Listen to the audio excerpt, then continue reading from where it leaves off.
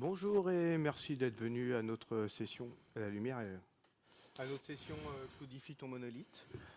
Les microservices pour une architecture grand comme les web. Alors tout d'abord, merci d'être venus aussi nombreux. Vous êtes sûr que vous n'êtes pas trompé de séance? Il y avait Josh Long, il y avait Devox 2017, il y avait une petite start-up à côté. En tout cas, si vous avez choisi de venir ici, merci. Tout d'abord, qui sommes-nous? Grande question. Je suis François Berthaud, je suis architecte technique chez Talent Labs. Je suis en prestation depuis 1 an à la BNP sur le projet Connexis Cache. Je vous invite à aller sur le blog de Talent Labs auquel je participe un peu beaucoup passionnément, surtout passionnément. Je passe la main à... Bonjour, je suis Christophe Thépeau, architecte technique depuis 7 ans maintenant chez BNP Paribas CIB. Je travaille sur l'application Connexis Cache depuis donc 7 ans et depuis 3 ans en tant que responsable méthode et qualité avec François et Cyril. Bonjour, moi je suis Cyril Deverson chez Softeam Cadextan. Alors, excusez-moi, je suis obligé de prendre le micro main, effectivement, vu qu'il n'y en a plus que 2. Et je tousse beaucoup, donc je suis obligé de le sortir. Donc je suis Cyril Deverson chez Softeam Cadextan. Je suis actuellement architecte technique et Scrum Master sur le projet Connexis de la BNP. Au programme de la session, on ne vous l'a pas dit, mais on va vous expliquer comment on est parti d'un monolithe qui a une dizaine d'années et comment on va essayer de le lancer sur le cloud, enfin le déployer sur le cloud, ou du moins si on n'arrive pas à avoir le cloud en prod, on va avoir tous les outils pour faire tout comme. C'est à peu près le principe. Comme vous pouvez le voir, on a fait un petit clin d'œil à nos développeurs favoris qui sont très très fans de jeux vidéo. Donc la thématique de ce soir, c'est les jeux vidéo. Donc vous verrez que vous allez voir que c'est pas très facile de vouloir casser un monolithe pour le déployer sur le cloud. C'est une aventure et ça ressemble plutôt à un chemin un peu accidenté, biscornu. Et évidemment, dans un jeu vidéo, qu'est-ce qu'il y a? Il y a des monstres. Et donc, à chaque monstre, combat, qu'est-ce qu'on gagne? Des bonus. Ça va être la thématique. On va vous présenter 4 phases. Donc, la première phase qui était bien en amont, l'industrialisation, ensuite nos premières expérimentations, la standardisation et enfin la cloudification. Christophe. Il y a un petit bug là sur ce truc-là. L'explosion est censée apparaître à la fin. Bon, c'est pas grave, hein, on va y aller quand même. Donc, C'est comme ça que ça se passe en général avec un monolithe. à mon avis, c'est PowerPoint C'est pas grave, et le Microsoft. C'est pas grave. Premier monstre, la complexité. Donc, un environnement particulièrement complexe. Connexis Cache est une application à destination des corporates qui leur permet de consulter leur liquidité et passer un certain nombre d'ordres au travers d'une interface graphique, mais également au travers d'échanges de fichiers. La première complexité au niveau de cette application, c'est qu'on fait beaucoup de spécifiques pour des clients particulièrement exigeants. On leur donne par exemple la possibilité d'extraire leur liquidité, enfin leur position de compte, de manière à ce qu'ils puissent l'intégrer dans leur ERP ou leurs outils d'analyse. Et donc ce sont des échanges de fichiers qui sont sur des formats qui sont parfois spécifiques. Donc on a une base auquel on vient rajouter un certain nombre de spécificités, et là on a un premier niveau de complexité. Deuxième niveau de complexité, alors vous allez être un petit peu gêné par cette explosion, c'est que c'est un environnement international à la fois pour le développement, mais aussi pour l'application dans son exécution elle-même, puisqu'on a des clients qui sont répartis partout dans le monde. Donc c'est une application 24/7 qui est conçue, développée, testée, supportée par des équipes qui sont réparties à l'international, plus particulièrement sur l'Europe et l'Asie. Donc ça, c'est le premier niveau de complexité, le deuxième niveau, pardon, il est plutôt organisationnel. Troisième niveau de complexité, il est au niveau du process, il est au niveau du cycle de développement. On est sur un process en cascade avec 4 releases en parallèle et ça pose un certain nombre de problèmes. Donc je vous rappelle le process en cascade, on finit une phase, on passe à la suivante et 14 mois après, on a ce qu'a demandé le client, ou pas. Et parfois pas pour les coûts que l'on espérait. Donc ça pose un certain nombre de problèmes. L'application aussi, dans son peut-être à cause du modèle que l'on utilise, l'application n'est pas forcément très bien testée. On s'appuie surtout sur les tests end-to-end pour faire des tests de non-régression. On a très peu de tests unitaires. On a tendance à faire des analyses statiques de code à la fin de la release. On se rend compte qu'on a tout un tas de defects. Mais on va quand même en prod, même si ça peut péter à un moment ou à un autre. Et c'est là que c'est censé apparaître. Un jour, boum, ça a pété en prod et ça nous a fait perdre vraiment beaucoup d'argent. Et il a fallu faire un choix. Il a fallu faire le choix de transformer notre application, mais pas simplement l'application. Et là, c'est le premier bonus qu'on a gagné. Transformer notre application au niveau de l'organisation, au niveau du process et au niveau du produit lui-même. Un gros défi à relever, c'est toujours à moi. Un gros défi à relever, donc l'obsolescence. Donc ça, c'est notre deuxième monstre, l'obsolescence. Il y en a qui font encore du JDK 1.4 là, qui ont un monolithe et qui font du JDK 1.4. Non, c'est bien. Ah, il y en a un fond. Xdoclet. Et vous aimeriez en sortir? Ont une idée de ce que c'était? Xdoclet, il vient après. Xdoclet, non? Bon, 1.5, 1.6. En tout cas, ceux qui veulent passer à 1.8 et qui aimeraient bien passer à 1.9 et qui sont sur un monolithe, je pense que pour eux, ils vont probablement avoir exactement le même problème que nous. C'est un véritable effort. C'est un véritable effort qui, en plus, est un effort technique et qui n'a pas de valeur vraiment métier et fonctionnelle. Donc, pour obtenir un budget pour le faire, c'est pas forcément évident. Mais c'est pas le seul. Spring, Hibernate, le vieux machin, la Xdoclet, pour générer les HBM, c'est un peu la même chose. Quand vous voulez changer votre framework, vous devez le faire sur la totalité du monolithe. Donc nous, dans notre cas, c'est 2 400 000 lignes de code. À l'époque, 14 000 jours hommes de dette technique. C'est assez compliqué. Voilà, on va plutôt mettre l'effort sur autre chose. Mais en tout cas, changer de framework est un véritable effort et ça présente un véritable coût. Mais ce n'est pas le seul. L'environnement d'exécution, on a suivi la vague des J2E, des serveurs d'application, Oracle, base de données relationnelles. Là aussi, ça présente un effort particulièrement important pour gérer l'obsolescence. Lorsque vous avez une application qui met 14 mois à se réaliser, que vous avez 4 releases en parallèle, que vous devez faire des tests d'acceptance, des tests d'intégration, des tests de performance, des rehearsals de production, tout ça, ça multiplie un peu le nombre d'environnements, multiplié par 4 releases. Et quand en plus on a des équipes qui sont plutôt spécialisées transfert de fichiers, d'autres qui sont plutôt spécialisées UI, d'autres qui sont plutôt spécialisées administration, on aime bien leur mettre à disposition un environnement dédié pour qu'ils n'aient pas à attendre que les copains aient fini pour pouvoir faire leurs tests, parce que sinon ça ne prendrait pas 14 mois, mais bien plus.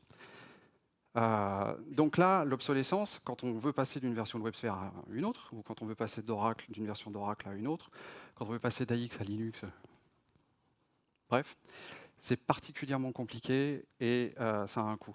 Mais tout ça, c'est des obsolescences qui sont au niveau back-end. Et puis il y a un jour, voilà, il y a un jour, parce que c'est une application ERIA, je ne vous l'ai pas dit, on l'a développée à l'époque où on était un peu en concurrence, ou en tout cas Flex était un peu en concurrence avec Ajax. C'était un truc super hype qui était vraiment très très bien pour l'époque, sauf que voilà, ça n'a pas eu l'avenir que probablement il devait avoir. Et là, pour le coup, c'est une obsolescence qui est directement visible par le client, et ça pose un vrai problème. Mais c'est là qu'est notre bonus, c'est qu'on a enfin un levier pour la transformation. C'est à toi. Oui.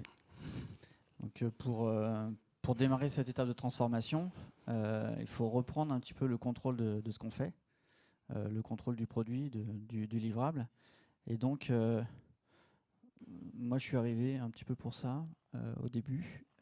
La première étape, c'était dans la mesure où le produit était réalisé de manière relativement artisanale. Quand je dis artisanale, c'était la livraison, c'était un packaging fait sur le poste d'un développeur, par exemple.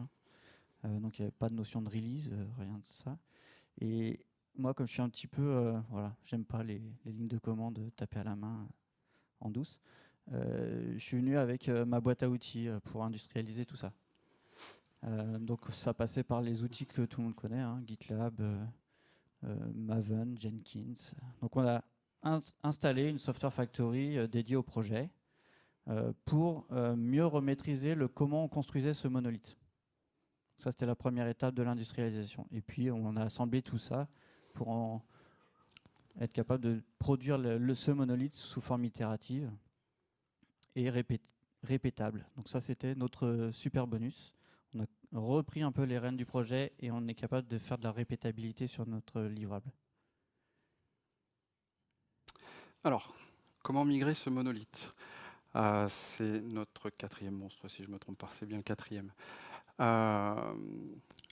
Lorsque vous avez des classes, vous le savez, hein, on est tous développeurs, quand on a des classes, des packages qui ont des fortes dépendances entre elles, qui ont des dépendances entre elles, qui ont des dépendances entre elles, le tout sur un monolithe qui est particulièrement gros, c'est assez difficile de sortir un certain nombre de modules. En tout cas, il y a tout un travail à faire, et là encore une fois, c'est un travail technique. Et on a tendance à être attiré, comme si c'était une force gravitationnelle, attiré par ce monolithe. Mais conscient voilà, qu'on avait un problème de séparation des responsabilités globalement au sein de notre application, on est parti sur une approche qui s'appelle Business Component Factory, telle que décrite par Oliver Sims dans le livre du même nom. En fait, on a des composants de process, on a des composants d'entity, on a des composants utilitaires, et puis on va essayer de séparer un petit peu les choses comme ça. Malheureusement, même si l'approche est bonne, en tout cas sur le livre, même quand on l'écrit, malheureusement, on a fait ces modifications et on a fait cette approche par composant au sein même du monolithe. Allant parfois jusqu'à faire des duplications de code du monolithe vers ses composants. Donc en fait, on n'a fait que grossir le monolithe et on n'a fait que grossir le problème. Ça marche pas bien, ça. En 2013, suite à l'expérience qu'on a acquis avec l'approche par composant, on nous a demandé de développer un composant de notification pour notifier le statut des ordres de paiement auprès de nos clients. Donc on avait un use case fonctionnel relativement simple. Et tout en utilisant la même approche, on a décidé de l'implémenter autrement. On a décidé de l'implémenter sous la forme d'un jar en mode message, avec une couche d'anticorruption juste au-dessus qui permettait en fait de recevoir des DTO envoyés par le monolithe, de mettre à plat l'ensemble de ces DTO sous la forme d'une chaîne de caractères, avec entre 2 accolades et une clé et une valeur séparées par 2 petits points. Ça ressemblait étrangement à quelque chose. On n'a pas été inspiré, mais voilà. C'est à peu près tout. Donc c'était un jar exécutable en mode autonome. Et donc on a gagné là notre 4e bonus. C'était un style d'architecture. En fait, sans le savoir, on avait créé notre premier monolithe avec notre couche d'anticorruption, notre premier microservice, pardon, avec notre couche d'anticorruption juste dessus.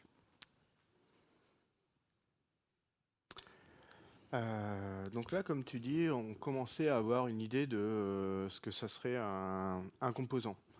Finalement, ça ressemblait fortement à la définition des microservices. Là, je vais vous présenter ce que nous, on applique dans un premier temps. Enfin, ce que nous, on a ressenti utile. J'aurais pu vous reciter exactement ce que Martin Fowler ou Sam Newman, ou tous ses copains. C'est des articles très bien si vous voulez lire ou apprendre. Commencez d'abord par lire. Vous allez voir, c'est un peu compliqué. Enfin, pas très compliqué, mais vous n'avez pas tout assimilé. Et en quelques mois, vous aurez tout compris et tout implémenté. Donc d'abord, on veut des responsabilités le plus simple possible. Une petite nouvelle feature, c'est très bien. Pas la feature imposante de l'appli. Il faut que ce soit petit, quelques mégas. Dans la littérature, on parle de milliers de codes, mais bon, c'est pas. Il y en a qui parlent en temps de réécriture du microservice. Il semblerait qu'en 1 semaine ou 2, il faut que ce soit réécrit. Vous verrez avec la taille de vos équipes, la vélocité. Il n'y a pas de. On fait un peu ce qu'on veut. Et on veut que ce soit déployé en dehors de nos serveurs d'application. C'est là où, nous, en plus, on a un serveur d'application qui est payant, où personne ne sait le maintenir, aucun dev, les ops, on les voit très peu. Nous, on voulait sortir les microservices, c'était bien. On voulait aussi ne pas se lier avec l'infrastructure. Dans un process autonome, donc qui dit process autonome, dit on peut le livrer indépendamment, et si on peut le livrer indépendamment, ça veut dire qu'on peut le tester indépendamment. Et ça, du coup, sur notre monolithe qui est énorme, on peut tester plus que la partie centrale de notre application, de notre microservice. Un microservice, donc il a son propre code, donc ça veut dire qu'il a son propre repo Git, il a sa propre base de données, ça c'est très important, on verra plus tard.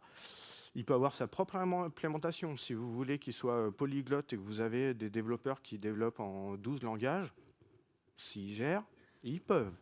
S'ils peuvent changer leur framework, ils peuvent. Il n'y a pas de, vu que c'est des process indépendants, il n'y a pas de problème. Et bien sûr, un cycle de livraison. Donc, comme j'ai dit, on peut livrer quand on veut. Donc, du coup, on va réaliser que la version qu'on va modifier.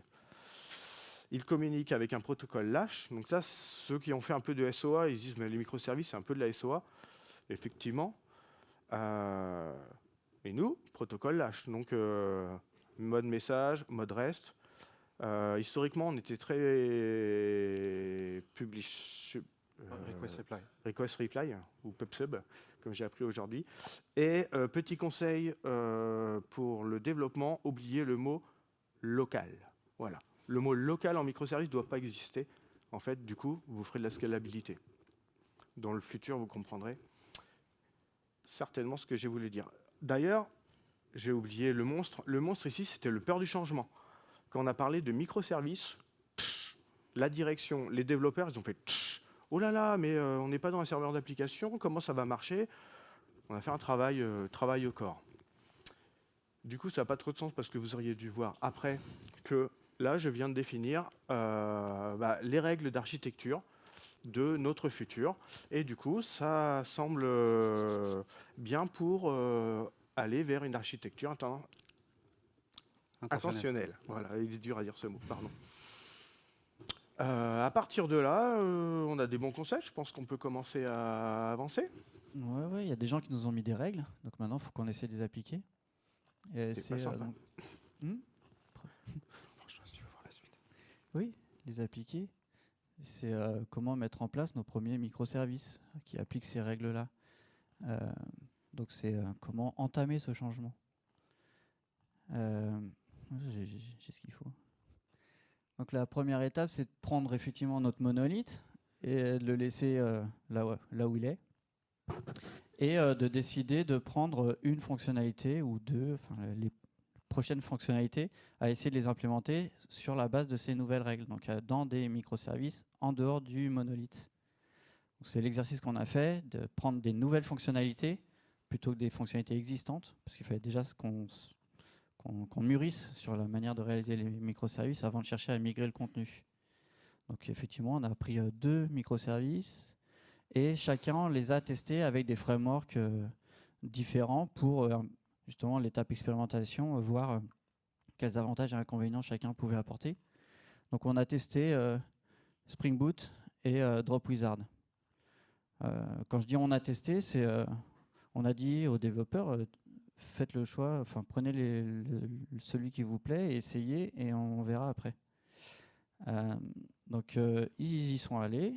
Et donc on a eu 2 équipes de développement qui se sont occupées chacune d'un microservice.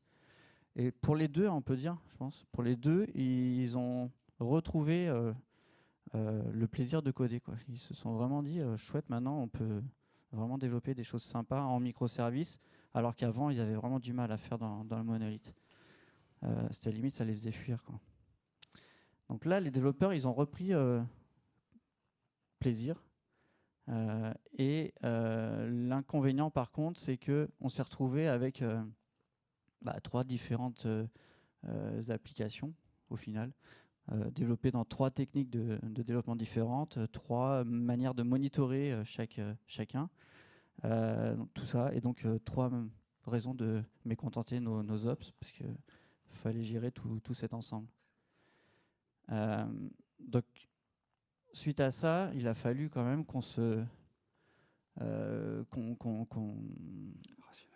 on risquait de tomber dans le chaos technique parce que plus personne voulait entendre parler de microservices, ou si ça voulait dire profusion de techno, de machin dans tous les sens, ça risquait de devenir ingérable. Donc là, il y a eu une petite étape de rationalisation suite à cette expérimentation.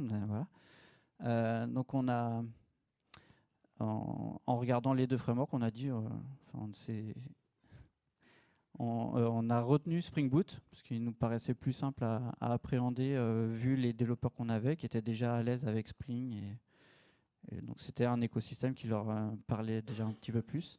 Et on a donc repris ce qui avait été fait au niveau Spring Boot, et on en a fait un châssis. Donc on l'a expurgé de son contenu fonctionnel pour en faire juste la coquille vide, en tant qu'archétype Maven, par exemple, pour être capable de le recloner à volonté pour développer des nouvelles fonctionnalités.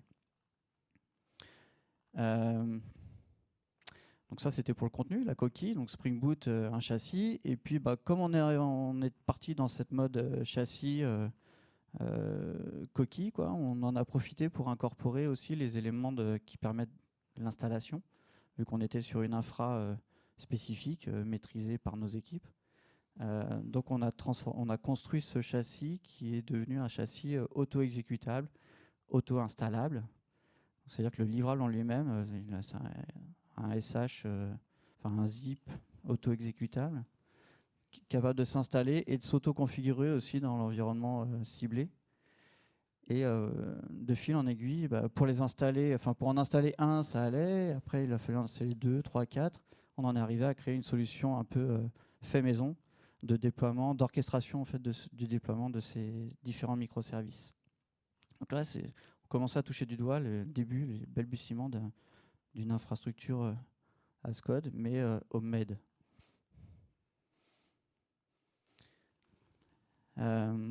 Donc ça, c'est unitairement les microservices. On avait déjà fait le travail. Maintenant, c'est comment les faire fonctionner tous ensemble. C'est marrant, ça n'a pas bougé de slide. Si, c'est C'est le bonus. Le bonus. C'est le bonus qui a été gagné. Ah, j'ai gagné mon bonus. Oui, nos ops, ils ont dit ouais, c'est bon, Ouais, on peut ils étaient partir. contents. Donc c'est effectivement à ce Ils moment-là étaient que contents, les mais par développeurs contre, ils se sont quand même dit comment ça marche tout ça ensemble. Oui, ouais, parce que qu'on là, leur on a s'en vendu fait un, mais les microservices, ça peut se déployer voilà, comme ça. Ça, c'est facile. Mais C'est une comment petite j'y accède boutade aussi entre après à mon microservice?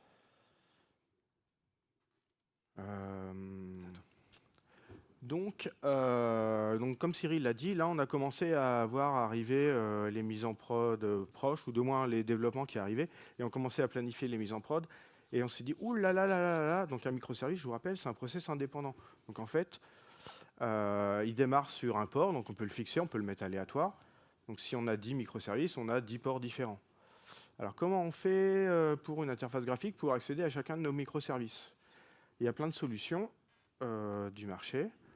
Et nous, on s'est dirigé vers la stack de Spring Cloud et plutôt celle de Netflix, en fait. Donc Netflix, c'est bien sûr, c'est pas que ceux qui donnent. En gros, c'est l'application qui est la plus grosse du cloud de la planète. Et la plupart de leurs outils, ils les diffusent en open source. Et ils ont été intégrés par Josh Long, qui est juste à côté, que je citais, pour faire Spring Cloud. Et nous, on a rationalisé dessus. Donc comment ça marche? Vous avez des features A, B, vous pouvez même en déployer plusieurs. Vous avez un composant, je vous le refais dans l'ordre. Donc chacune des features, elle va commencer par aller s'enregistrer dans un serveur d'annuaire. Donc c'est Eureka, l'implémentation qu'on a prise. Voilà. Donc Eureka, c'est où est démarré un microservice, ceux qui sont up et combien il y en a. Xul, lui, c'est notre reverse proxy. Il appelle à son tour Eureka et il demande Eureka, combien y a-t-il de microservices? Qui sont les microservices et où est-ce qu'ils sont Du coup, il commence par aller vérifier si tout le monde est là. Il va créer les routes. Et sympathiquement pour nous, il va nous exposer automatiquement les features présentées. Du coup, mon client, il peut attaquer soit la feature A. Là, dans mon schéma, j'ai qu'un seul, mais la feature B, il va l'attaquer en round robin. Donc, Xul, sympathiquement, il arrive clé en main avec le load balancer. C'est gratuit. Il vient aussi avec le circuit breaker. Le circuit breaker, ah, mais ça, on nous avait dit d'y faire attention. Évidemment, on a dit, bon, on est un peu à la bourre, on verra plus tard. Hop, clé en main, c'était là. Du coup, on a commencé à lire la littérature. Et le circuit breaker, en fait, il est là pour éviter que vos clients ils attaquent des microservices qui se redonnent.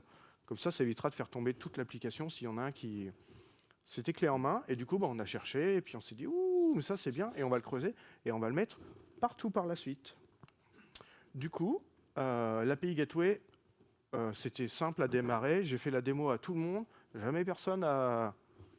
Tout le monde a adoré. La simplicité du déploiement, c'était fait. Nos ops, ils ont dit, pas de problème, nous, on n'a pas de config à faire, on adore. Et en plus, on venait de gagner la résilience, clé en main. Du coup, la complexité de nos microservices, qui était le monstre à battre, et l'API Gateway, elle a fait, tchou, il n'y en a plus. À partir de là, on commence à être costaud, quoi, parce qu'on s'est déployé à chaud, on peut y aller, quoi. Donc Et on met quoi dedans? Ah mince. Donc effectivement, J'y ai on a pas la pensé. transformation, on a le levier, on a les règles d'architecture, le style d'architecture, on a l'adoption des développeurs, on a un châssis, on a une API Gateway. Donc normalement, on devrait être prêt à migrer le monolithe. Sauf que c'est une application qui a été créée il y a quand même assez longtemps. Et Une autre complexité particulière, c'est celle de l'architecture fonctionnelle. Beaucoup de turnover, beaucoup de gens qui ont travaillé par le passé sur l'application, qui sont partis, et progressivement, la connaissance du produit s'est effritée. Et chacun a son interprétation des différentes ressources que l'on peut utiliser au sein de cette application. Chacun a son interprétation selon qu'il est fonctionnel, selon qu'il est ops, selon qu'il est dev. Et donc il a fallu replanifier un petit peu tout ça et éviter toute forme d'ambiguïté. La première approche que l'on a utilisée, c'est l'approche que l'on a utilisée, c'est le Domain Driven Design. Pour citer Eric Evans, le DDD et les microservices sont un mariage heureux, puisque le DDD nous permet, au travers des sous-domaines, au travers des différents domaines, au travers des contextes, des cartes de contexte, de définir les frontières du problème que l'on essaie de résoudre, donc des différentes fonctionnalités. Et les microservices, eux, permettent de graver dans le dur, au travers des protocoles REST et au travers du mode message, permettent de graver dans le dur ces mêmes frontières. Donc on a gagné un bonus, je suis allé un peu trop vite, on a gagné un bonus qui est la définition des frontières de nos microservices, ce qu'ils sont censés exposer, les ressources qu'ils sont censés manipuler. Alors, on n'est pas allé très très loin dans le DDD. Nous, ce qui nous intéressait, c'était d'arriver à mettre à plat nos différents blocs fonctionnels. On n'est pas forcément allé jusqu'à utiliser la totalité des patterns du DDD. Dans notre contexte, ce n'était pas forcément utile. Il fallait au moins résoudre le problème d'ambiguïté, qui est le premier niveau en fait, que l'on trouve dans le DDD. Donc là, tu viens de nous expliquer ce qu'on va migrer. Mais alors comment on fait? Parce que bon, on a quand même une application monolithique. La densité, alors, pour vous expliquer, donc souvent dans les applications monolithiques, c'est comme la gravité, la corps astral. Les petits nouveaux corps qui apparaissent, ils sont attirés par le gros. Vous lancez quelque chose, forcément, non, mais dans le monolithe, on fait ça. On est chaud. Le monolithe, c'est quoi? Bon, en fait, c'est juste un gros bout de code qui est énorme et une base de données qui est, elle, tentaculaire. OK, et là, je vais faire du microservice. On a commencé par se dire, on migre une feature. Donc, du coup, le DDD, on avait choisi notre feature et on a pris l'approche de sortir le code en premier et d'isoler la base de données. Donc, on a fait un schéma on a fait des vues avec un utilisateur dédié. Comme ça, techniquement, on était sur un schéma qui était dédié, et au moins le microservice, il allait pas, on ne voulait pas qu'il y ait un développeur qui, hop, par-dessous, aille chercher des tables sans qu'on les ait identifiées. Il y a eu une tentative d'arrêt à ce niveau-là, qui se dit, bah, c'est bon, on est sur des schémas utilisateurs, et là, on a fait, hop, hop, hop, hop, hop, messieurs, là, c'est ce qu'on appelle un faux microservice. Le faux microservice, c'est rien d'autre qu'un monolithe distribué, en fait. On avait juste supprimé le code. Donc nos développeurs, hop, ils parlaient code, ils étaient contents. Sauf que la problématique de déploiement comme ça, avec la base de données qui était la même pour tout le monde, ça marchait plus. Ça veut dire qu'il fallait synchroniser les déploiements, c'était pas bien. Il fallait terminer. L'étape, la dernière, en fait, c'est une fois qu'on connaît nos tables, il faut sortir les tables. Donc ça, c'est compliqué. C'est certainement la plus dure des étapes, mais il faut la faire. Et une fois que la méthode elle a été faite, on a eu confiance dans la suite. Et après, il n'y a plus qu'à éplucher le monolithe jusqu'à temps que toutes les features elles soient sorties. Voilà. Sur le papier, c'est facile, c'est simple. Dans la réalité, c'était costaud. Autre monstre et autre forme de gravité, les silos organisationnels. Comme le disait François, on revient très souvent vers nos habitudes, on revient très souvent vers ce que l'on connaît et c'est fiable. Donc malheureusement, quand c'est fiable et que ça vient du monolithe et que l'on cherche à avoir une nouvelle méthode, une nouvelle manière d'approcher les choses, essayer de développer et de migrer des features dans des microservices en réutilisant la même organisation. Je ne sais pas si vous êtes allé au show ou au retour d'expérience, je ne sais plus, sur la loi de Conway. On va systématiquement être ramené vers ce que l'on connaît aussi au niveau de l'implémentation. Donc ce qu'on s'est dit, c'est que pour réussir dans notre implémentation des microservices, il nous fallait une nouvelle organisation. On va parler de Spotify, on va parler de Pizza Team, on va parler de Tribu, on va parler de Feature Team, on va parler de Safe Agile, ce genre de choses. Bon, ça c'est éventuellement une cible, on n'en est pas là. Nous, ce qu'on veut, c'est prendre une petite feature, quelque chose de gérable, éventuellement pas trop complexe, qui a quand même un impact client, parce qu'on on veut avoir des retours clients, et on va construire une Feature Team. Feature Team constituée de de business analystes, de développeurs, d'architectes et d'ops, parce qu'on a besoin de travailler avec eux. Ah non, on ne les reconnaît pas, ils sont déguisés. Ils sont déguisés. Je ne sais pas qui est le business analyst. En tout cas, c'est un mec sympa. Donc, voilà, l'idée était de constituer une équipe. Et ce que l'on voulait aussi, c'était ne pas subir la force gravitationnelle de notre infrastructure et de nos ops qui étaient particulièrement, voilà, qui fonctionnaient et qui avaient une très très grosse expérience sur l'architecture, l'infrastructure actuelle. Donc, on a essayé de se tourner vers des équipes différentes et plutôt orientées cloud, parce qu'on ne voulait pas être contraint en fait par notre infrastructure existante qui consistait à commander des VM, attendre à peu près 2 à 3 mois pour obtenir les VM parce que c'est fait par une autre équipe et il faut remplir une fiche de 1550 en 4 exemplaires, savoir si on a la jambe gauche bleue, ce genre de choses. Donc voilà. En tout cas, on avait gagné une chose, c'était des objectifs partagés, c'est-à-dire une équipe qui a le même objectif, travailler sur cette feature et fournir un produit simple mais de qualité. Donc on s'est rapproché des ops et on s'est rapproché d'une autre équipe d'ops et on s'est rapproché d'une équipe qui avait commencé à mettre en place un projet de cloud privé. Et donc là, je vous liste les différents services que l'on peut avoir dans un cloud. Donc c'est du service à la demande, de la mise en commun de ressources. On n'a pas spécifié exactement les CPU ou la mémoire dont on a besoin, c'est mis à disposition directement dans les VM. Une élasticité rapide, la capacité, donc la scalabilité rapide. Et du monitoring de l'ensemble des ressources que l'on peut avoir. Et là, on est tombé sur du lourd. On est tombé sur des mecs vraiment très très bons. D'ailleurs, des gens qui ont fait eux-mêmes ici des retours d'expérience et des shows dans les Devox précédents. Et ils nous ont mis à disposition Docker et Rancher pour tout ce qui était infra as code. Merci, maintenant on a Docker et Rancher sous la main. Ouais. C'est cool, mais ça marche comment Donc voilà, on est passé à la deuxième étape, c'est comment faire en sorte que nos applications tournent là-dedans et de manière la plus transparente possible pour les équipes de dev. Au final, c'était pas si compliqué que ça. On s'est rendu compte que c'était peu de choses à faire, surtout grâce à Spring Boot et Spring Cloud qui sont déjà ont bien décortiqué le problème. Et donc, tout simplement, il suffisait de bien assembler les briques et les plugins. Voilà, nous, c'est du Java avec Maven. Donc, le principe, c'était ça, c'était de faire la bonne configuration Maven pour permettre aux développeurs de fournir du code Java.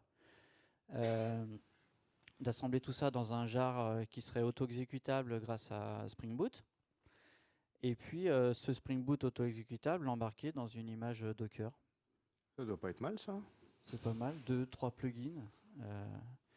Et puis là, on sait construire le jar, enfin notre image. On va un petit peu plus loin. Cette image-là, il faut la mettre à disposition des ops. Donc un petit Maven deploy. Donc pareil, encore un petit plugin à configurer pour déposer cette image de Docker dans un registry. En l'occurrence, chez nous, c'est un Nexus. Donc la nouvelle version Nexus 3 là, qui permet de gérer des registries Docker. Et donc là, on a mis à dispo l'appli, l'image à nos ops. Enfin, nos ops, en fait, c'est nous, parce on avait les ops dans l'équipe. Donc, dans la foulée, on se posait la question comment on le déploie. Donc, le déploiement, c'est l'étape 2. Le principe, c'est ces images, ces différentes images qui contribuent à des fonctionnalités différentes. On va vouloir les assembler avec Docker Compose dans une stack qui est autonome pour réaliser la fonctionnalité dont on a besoin. Donc là, il a suffi de créer un Docker Compose YAML qui assemble tout ça. Et donc le Docker Compose Up, la ligne de commande, permet de monter l'ensemble de ces VM, de les faire démarrer dans un conteneur d'engine un Docker Engine. Et donc là, on a, en une commande, démarré tout ça sur un serveur. Ok, ça, c'est pas le cloud. Le cloud, c'est plusieurs serveurs. Voilà. C'est là que Rancher intervient. Et donc, sur le même principe que Docker Compose, Rancher, lui, nous fournit donc, le même mécanisme, un Rancher Compose, donc, qui s'ajoute au Docker Compose, sur lequel on va rajouter des règles, les plans de déploiement, en fait, de dire ce microservice, on en veut 3 instances. On veut que ça soit déployé sur des serveurs qui ne soient pas les mêmes, des choses comme ça. Et donc, grâce à ça, on a déployé tous nos conteneurs sur N serveurs gérés par le cloud dans une infra as code. Donc voilà, avec ça, on a du provisionnement automatique gratuit. Oui. Enfin, on a des catalogues qu'on peut après réutiliser sur des environnements. Et l'API Ouais, Gateway, elle marche là-dedans? Ça marche, c'est facile? Bah, c'est une image. Ah Ça oui. dépend si tu veux faire du load balancing, tout ça. Bah si, oui, moi j'ai envie. Tu as envie? Ouais, j'ai envie que mon API Gateway elle marche sous Docker avec Rancher, mais c'est facile. Mais pourquoi pas. Donc, si vous voulez aller creuser plus loin, Josh Long, il a fait une vidéo qui s'appelle Beautiful Microservice. Et la stack, elle marche avec Ouais, je juste pense qu'il y a sur déjà tout le GitHub. code. Il y a même les Docker Compose qui vont bien Oui. avec tout Mm, plat à mm, l'emploi. mm, Donc là, on a adressé le déploiement unitaire de chaque image, et donc en considérant que chaque image était autonome, était capable de faire son boulot dans son coin et avec ses propres data.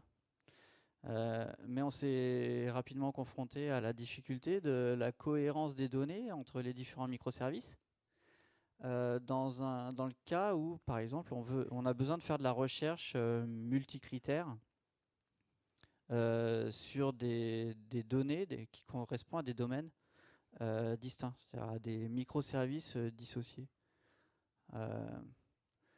Par exemple, on prend l'exemple, un microservice qui traite des clients et un autre qui traite des ordres. Si je veux faire une recherche des ordres passés par un client, mais en filtrant, il faut que ce soit le client Toto et des ordres correspondant à, je sais pas, un montant supérieur à quelque chose. On peut pas. Comment on adresse cette problématique-là? Est-ce qu'on a un autre microservice ou un quelque chose au-dessus qui fait des requêtes synchrones sur chacun et qui agrège le résultat et qui restitue l'info, au risque d'avoir des réponses un peu avec du gruyère dedans, parce que en filtrant a posteriori, on a des éléments qui ne doivent pas remonter. Ou est-ce qu'on crée directement des vues matérialisées entre les deux contextes pour qu'un des microservices ait accès à l'ensemble? Ou peut-être tout simplement, c'est qu'il s'agit d'un seul microservice qui doit avoir accès à l'ensemble de ces datas. Ou bien carrément envisager de la synchronisation de bases de données au niveau vraiment pur bas niveau, donc du change data capture ou du peu importe le Data guard. Data guard. Si vous êtes intéressé par ce sujet spécifiquement, je sais qu'il y a eu une autre conf par Red Hat, je crois. Ouais, Red Hat. Sur comment synchroniser des bases de données entre elles. Donc comment on fait, chef? Chef, il est... Pardon. Et nous, on a pris un choix sémantique qui est l'utilisation du Command Query Responsibility Segregation, pardon pour l'anglais, et l'event sourcing. Donc du coup, quand on a dit ça, ça a un peu perturbé. Ils ont fait « Ouh là là, qu'est-ce que vous êtes en train de nous raconter ?» Encore. Du coup, voilà. Côté innovation, on avait perdu les développeurs. Et là, il a fallu qu'on réexplique et que...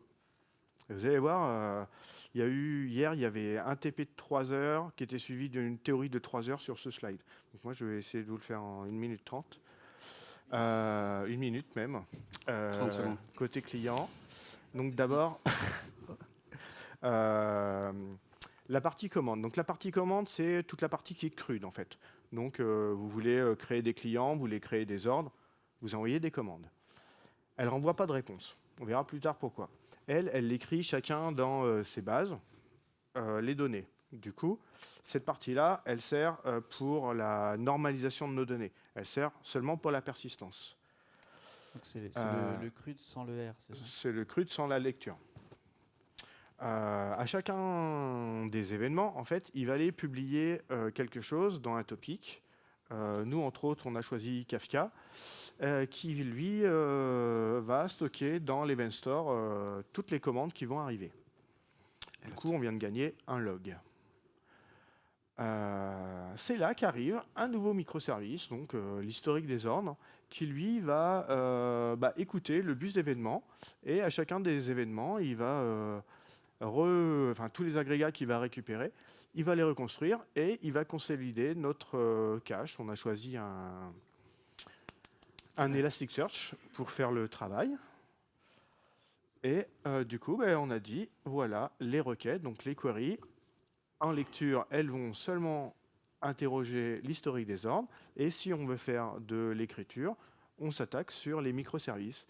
Et là, on vient miraculeusement de faire de la ségrégation entre la partie qui est optimisée pour la lecture. Donc, si on veut faire de l'optimisation juste à cette partie-là, il y a peu de chances qu'on casse le code qui est dans un autre process, dans un autre repo. Ça devrait aller. Et pareil pour le contraire, enfin, dans le sens. Voilà. Oui. Qu'est-ce qu'on vient de gagner? La cohérence des données. Et éventuellement aussi la possibilité d'ajouter des nouveaux services, juste de lecture, d'ajouter du nouveau métier, sans avoir à toucher au service qui fait, lui, l'écriture. C'est pas faux. Voilà. Nos conseils en bref. Il nous reste 3 minutes. Je vais essayer de vous laisser un peu de temps pour les questions, sinon on sera disponible après dans le couloir quand vous voulez. Premier conseil, il paraît évident celui-là. Évitez d'attendre un crash de prod pour démarrer la transformation. En tout cas, si ça vous arrive, prenez ça comme une opportunité. Utilisez coût de l'obsolescence comme levier pour initier le changement. À un moment ou à un autre, quelqu'un va forcément être sensible au message que vous allez lui donner sur l'aspect financier des choses, en tout cas l'effort humain. Commencez par la reproductibilité avec le CI. On ne vous l'a pas vraiment dit, mais voilà, on a essayé de changer le process au départ et ça n'a pas marché. On est dans une entreprise assez importante, BNP Paribas est assez importante et on a beaucoup tendance à croire aux outils. Donc on est passé par les outils pour créer le besoin. À partir du moment où on avait une limitation vis-à-vis de cet outil-là, vouloir changer notre process et notre organisation sont devenus presque naturels si on voulait vraiment exploiter les outils complètement. En tout cas, c'est le message qu'on a eu. N'ayez pas peur de vous tromper. Vous trompez souvent, mais surtout rapidement, jusqu'à ce que vous trouviez votre style d'architecture et que vous redonniez à vous-même et aux autres le plaisir de coder. Utilisez vos réussites pour définir vos règles d'architecture. Il y a la théorie, il y a ce que l'on trouve dans les bouquins, et puis il y a ce qui correspond vraiment à votre environnement, ce qui correspond vraiment à votre complexité. Sam Newman, dans son livre sur Building les microservices, justement parle de cette partie-là, où il utilise comme exemple une partie de règles avec des objectifs métiers, des principes d'architecture et des pratiques de développement. C'est assez efficace, c'est un moyen de définir une architecture intentionnelle, sans aller trop loin dans la définition de son architecture, ce qui de toute façon n'est pas agile du tout et ne marche pas lorsqu'on arrive sur le terrain. Donc juste des règles et des intentions, les développeurs ça leur plaît, on leur en dit pas trop. On n'impose pas trop et on laisse l'architecture émerger et après on se débrouille nous avec les urbanistes et les architectes d'entreprise pour mettre à jour les standards. Standardiser vos microservices pour en faciliter l'adoption. C'est vrai qu'on parle beaucoup de polyglottes, de microservices polyglottes. C'est bien, mais plus tard. D'abord, on adopte et on s'arrange pour adopter les microservices.